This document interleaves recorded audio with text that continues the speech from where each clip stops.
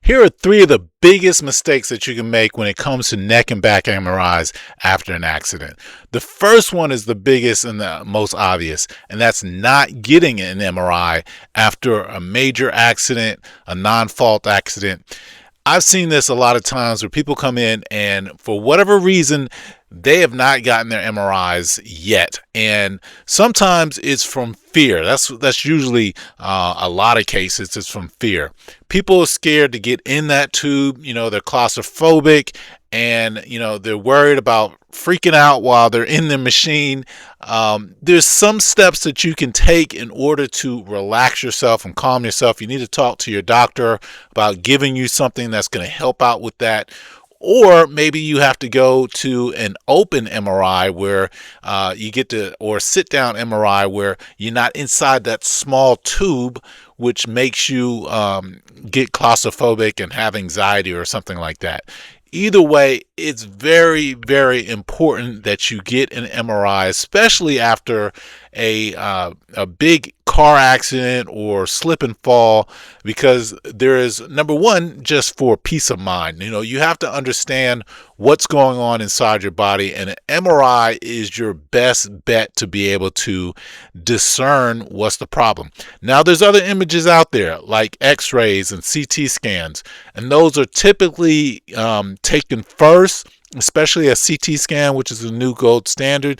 It will give you some ideas of what's going on to rule out some of the big problems like a fracture or something like that.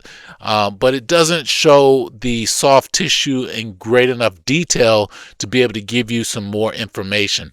Plus an X-ray. X-ray is good again for ruling out fractures and dislocations. So those are important, but you need to get that MRI to understand what's going on, especially seeing that soft tissue. So do your best to get over that hump of the fear of, getting inside the machine. Like I said, find an open MRI if need to, or get your provider to give you a little something to help calm your nerves. But you need to have that clarity and understanding of what the MRI can show you to be able to move on to the next step of your recovery. It's very important that you do so, and that's going to help out a lot with just your overall healing and recovery, just the understanding and the peace of mind. The other big problem is that you need to make sure that you have a provider that's actually going to order one for you. Some providers do not order MRIs right away. They like to treat first and treat and treat and treat and treat until they feel like they can't treat anymore, and then they go order the MRI. Which some people do things differently. I believe that that's something that you need to get more sooner than rather than later. You need to know what's going on inside the body, and again, it gives you the patient a lot of clarity and understanding when you get that MRI and you see what's going on. So those are the two things. If you have somebody that's not giving you the answers or not ordering it, you might have to go seek a second opinion or talk to, some other provider that will be willing to order that MRI for you. The other thing is trying to understand the report for yourself.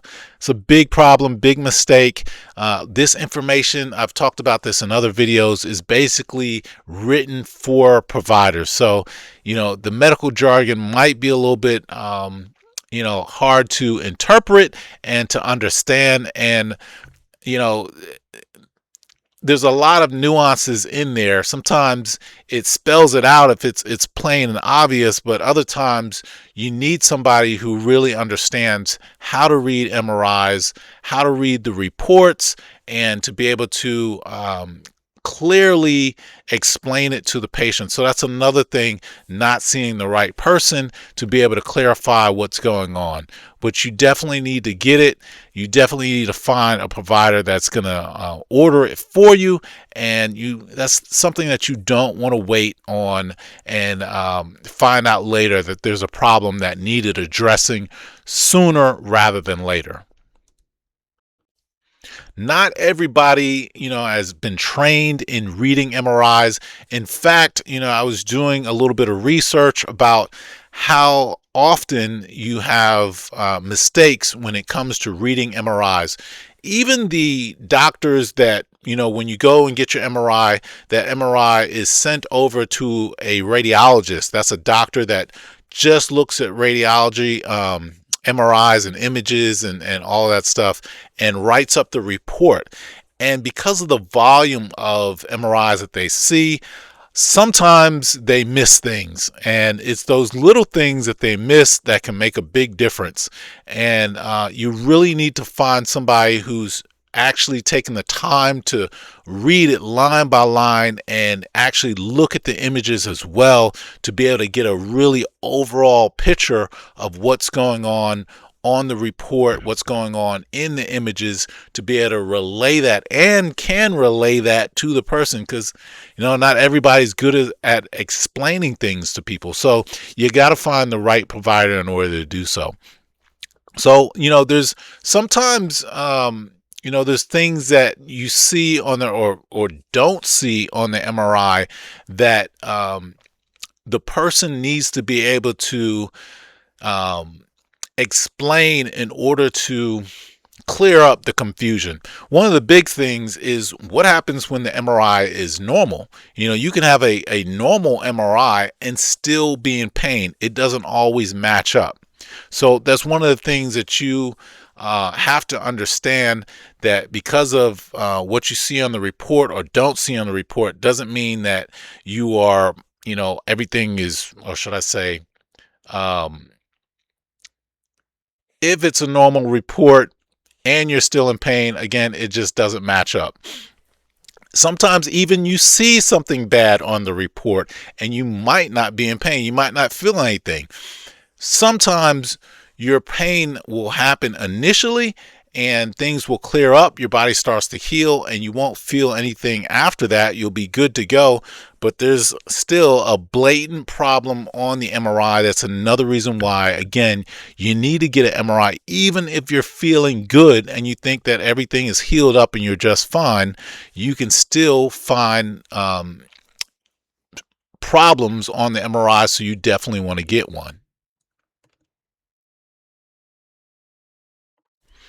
So three more distinctions that mistakes that people make is thinking that, you shouldn't move, like, because you haven't gotten the MRI, that limits you from trying to move and to actually recover yourself. Sometimes patients come through and they don't know what's going on with their body because they haven't got an MRI, or maybe they did get an MRI but they don't understand what's on it, and they think that everything is bad, and they're scared of moving. They actually don't even move their body much because it causes pain, which causes fear. They think something's broken, something's wrong, and so they stay stiff and they don't move, which is a big problem, adds to your problem. So that's one of the things, make sure you're still moving your body.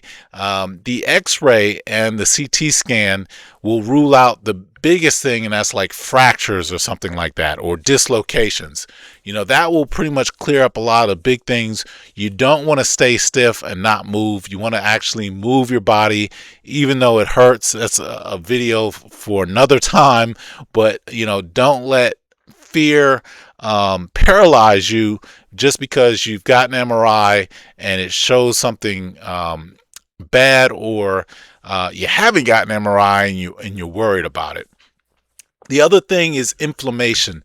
You can have inflammation inside your body and it doesn't always show up on the MRI. Inflammation can cause a lot of different problems. Inflammation is good. It helps bring all the right nutrients to the area to help out the problem, but it can also cause restriction and can press on different things that cause other problems. Again, another video for another time. But, there can still be inflammation inside the body, even though it doesn't show it on the report. Especially when it comes to the neck and the back, they don't always talk about the inflammation that's likely there. And again, I talked about this already. Sometimes initially you'll get a lot of pain in the beginning and then things will get better. That doesn't mean, again, that everything is fine and you don't need an MRI. You do need to get one, especially when it comes to car accidents and slip and falls. You have to look at the mechanism of injury. How did you get there? What's the reason why you're there? If it's something major, an accident or something like that, that calls for an MRI. And, not all places you go to rush to get MRIs, but it's something that you want to consider. You should talk to your treating physician or provider that you're treating with to see if that's the next best step if they haven't gotten an MRI for you, and again, have that conversation with them to see if we can get that MRI done.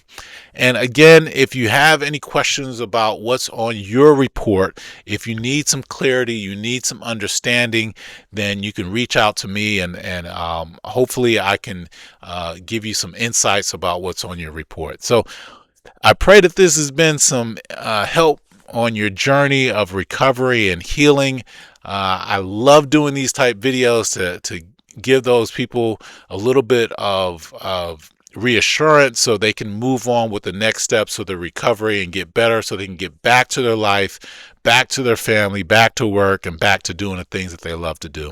Again, if I didn't tell you in the beginning, my name is Anthony Wade. I'm a physician assistant but today, excuse me, I'm your natural healing coach, and I'm here to serve. So again, reach out to me if you have any questions, and I can't wait to hear from you.